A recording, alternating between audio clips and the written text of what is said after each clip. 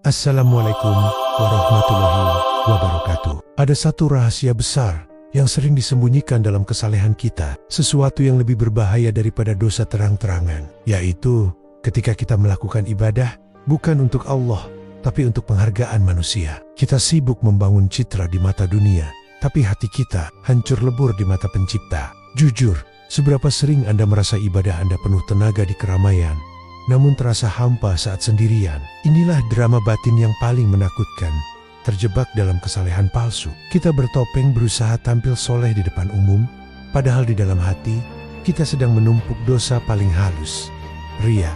Video ini penting untuk kita. Ini adalah sesi introspeksi terberat. Kita akan bongkar 5 tanda konkret yang menunjukkan bahwa kita mungkin terjebak sebagai soleh palsu. Manfaatnya, kita akan mendapatkan panduan untuk menguji keikhlasan, membersihkan niat, dan menyelamatkan seluruh amal ibadah kita dari kehancuran. Dengarkan sampai akhir, sebelum terlambat. Mari kita kenali tokoh utama dalam kisah ini, si hamba yang lelah. Ia adalah representasi dari kita. Ia sibuk menumpuk amal di permukaan, tapi melupakan fondasinya. Konflik yang ia hadapi sangat tinggi. Ia mempertaruhkan hidup mati, karena amal yang dilakukan dengan niat yang salah bisa menjadi debu yang berterbangan di hari perhitungan. Ria adalah racun yang tak berbau.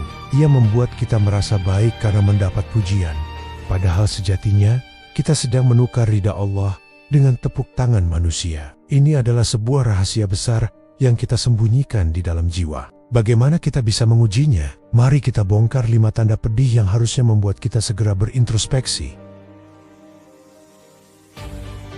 Inilah titik tertinggi ketegangan emosional kita. Ambil napas dan tanyakan ini pada diri Anda saat saya menyebutkan setiap poin.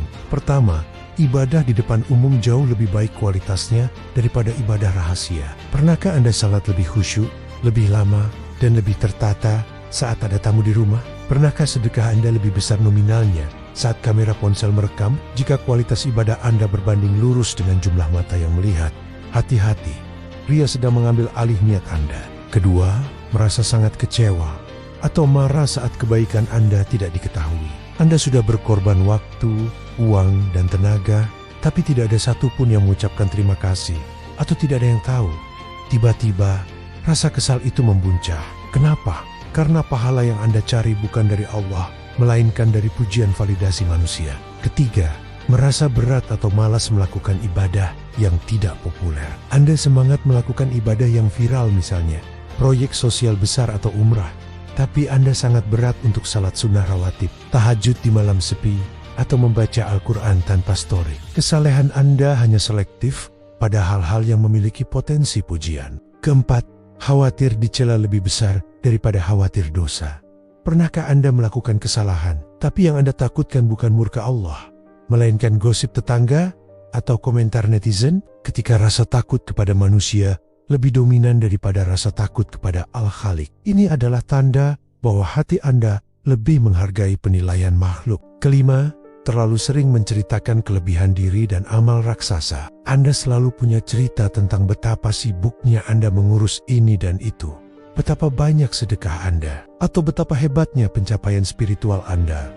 Hati yang ikhlas akan cenderung menyembunyikan amal, sebagaimana ia menyembunyikan aib. Ketika lisan terlalu sibuk memuji diri sendiri, itu adalah tanda hati sedang sakit.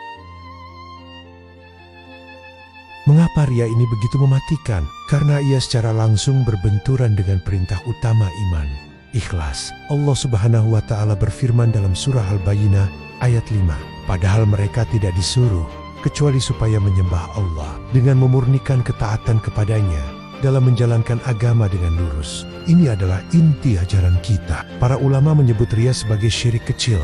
Kenapa kecil? Karena tidak mengeluarkan dari Islam, tapi dampaknya ia menghapus pahala, seolah Anda tidak pernah beramal sama sekali. Hadis Qudsi menegaskan bahaya ini.